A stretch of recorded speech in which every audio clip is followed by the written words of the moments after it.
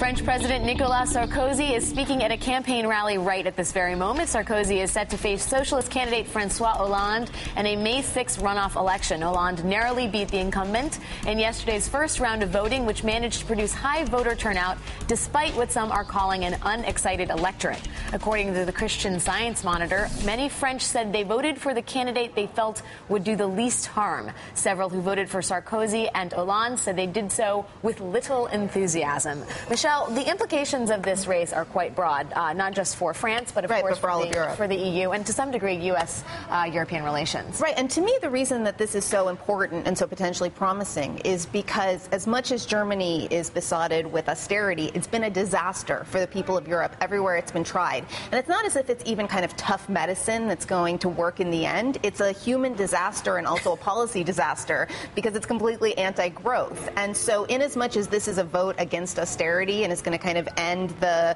Merkozy union between Sarkozy and Angela Merkel, and kind of create a little bit more breathing room for policies that actually favor employment, that's hugely significant. And also the other important thing here, right, is that Marine Le Pen who's part of the kind of quasi-fascist far right.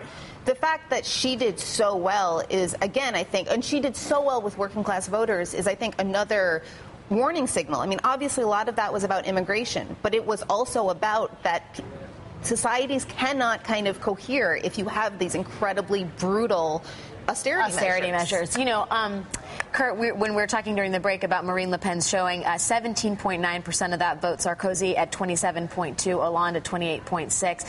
The Le Pen thing, I think, is interesting. Also, the sort of trend lines of disaffected voters. We're looking to our election in November. We have some very divisive rhetoric out there, some candidates who have really stumped on a divisive message, and then sort of two frontrunners that people feel apathetic about. Well, they also have in Le Pen on the right with almost 20% support in these first-round elections, and there is a far-left candidate whom we're not talking about, who is essentially a communist, who got 11-12%. So on Hollande's left. So you have, not unlike the United States, I mean, this sort of center-right, center-left set of front runners, and it looks like probably the center-left, which is to say the socialist, is going to win.